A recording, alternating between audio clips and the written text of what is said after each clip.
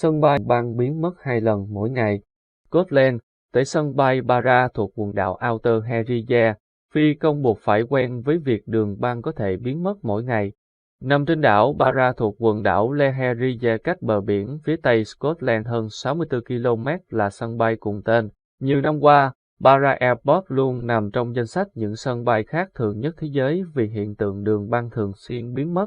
Nicky Kevin, chuyên gia du lịch của The Boyswe, website chuyên về lĩnh vực hàng không, cho biết đường băng nằm trên một bãi biển công cộng. Khi thủy triều dâng cao, đường băng bị nước nhấn chìm. Khi thủy triều rút, đường băng lại lộ ra trên bãi cát. Để trải nghiệm hạ cánh ở nơi đường băng bất ngờ biến mất, Nicky đã đặt chuyến bay từ sân bay Glasgow, Scotland, đến đảo Barra. Hãng hàng không khai thác dịch vụ bay đến đảo là Loganair, sử dụng máy bay hạng nhẹ Twin Otter có thể cất và hạ cánh trên đường băng ngắn.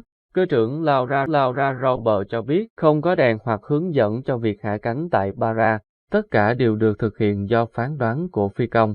Robert nói thêm ưu điểm đường băng nằm trên bãi biển là cách giúp hạ cánh đỡ sốc hơn. Dù vậy, hãng bay phải lên kế hoạch kỹ về thời gian bay để đảm bảo phi công có đủ không gian trên bãi biển để cho máy bay cất và hạ cánh an toàn. Tim Wilson, làm việc tại sân bay Barra, cho biết thường xuyên kiểm tra bãi biển, ngăn người dân đến đường băng nhặt xò nhằm đảm bảo an toàn cho máy bay. Một trong những điều thú vị nhất tại sân bay là nhân viên cùng lúc giữ nhiều vai trò như làm thủ tục check-in, kiểm tra an ninh, lính cứu hỏa kiêm khuân vác hành lý, kiểm soát không lưu.